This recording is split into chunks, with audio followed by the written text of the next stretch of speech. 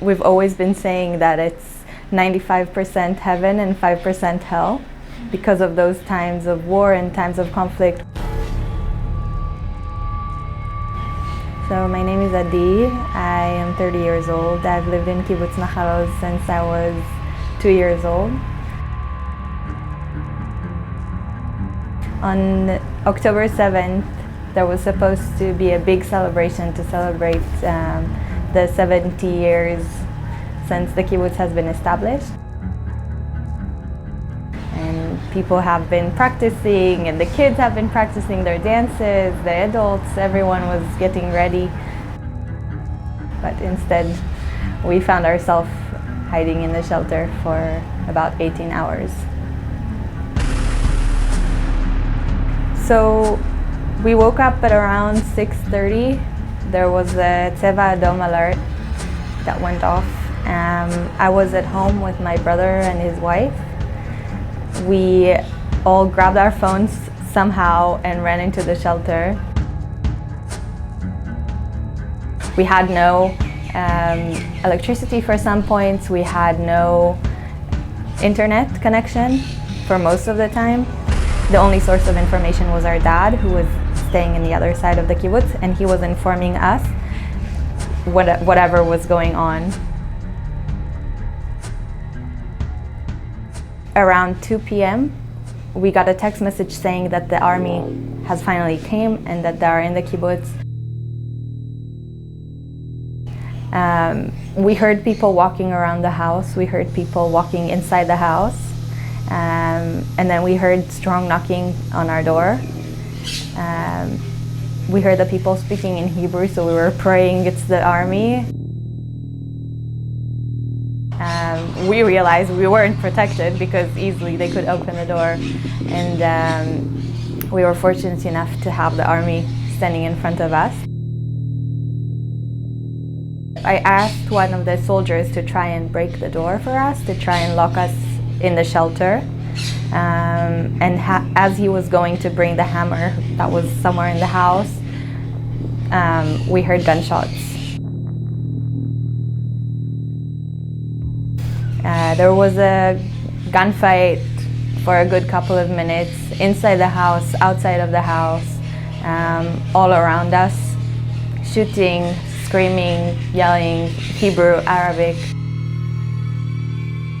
My brother, who is younger than me and he's still in the army, he grabbed a knife that he found in the room.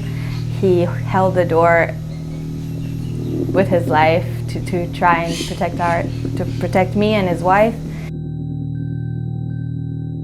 Then there was silence for a good couple of hours, a silence around our house, but we heard a lot of gunshots. We heard a lot of missiles falling. So we kind of started to lose hope. We felt like maybe the situation was too rough and they started evacuating people from the other side of the kibbutz, but they couldn't reach us maybe. And we started thinking maybe they don't know that we are there because the only connection we had was our dad and some other people from the community, but we weren't sure who is alive and what's happening around. We didn't know if our dad was safe. We didn't know if he was evacuated and where. And we were just sitting, praying, holding the door, holding the knife, trying to guard ourselves somehow. When the soldiers finally came to get us, and they came to get us with our dad, and we started getting all the information from different places about what was happening and who from the community was injured, who was kidnapped, who was murdered.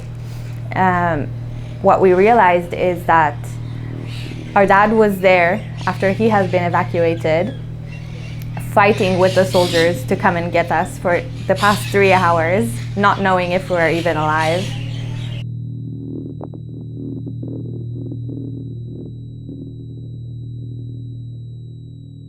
We weren't expecting this.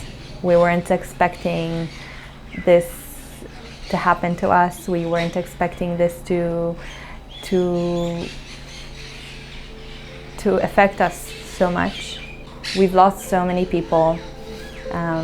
We've lost so many dear friends, neighbors, children that have been murdered, children that have been left parentless because their parents have been murdered.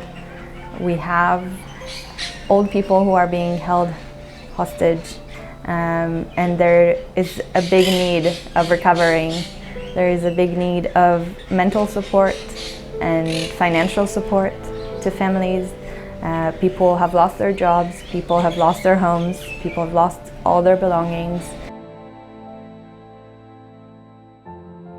People are scattered around the country, some with their families, some in different homes. Myself and my family have been evacuated. We went to stay with some family members, and now we're staying in a beautiful home in Kadima where we're being hosted by great people. We're surrounded by so much love, so much care. This is a very temporary solution. We don't know what's next. We know that we have this house for the next 2 weeks, and then we're gonna have to find out and figure out what's next for us. We know that we can't go back home. We don't know what's our home is anymore. I know that we will grow from this, even though it's hard to say now and it's hard to visualize and think of, but there is no other way. Yeah.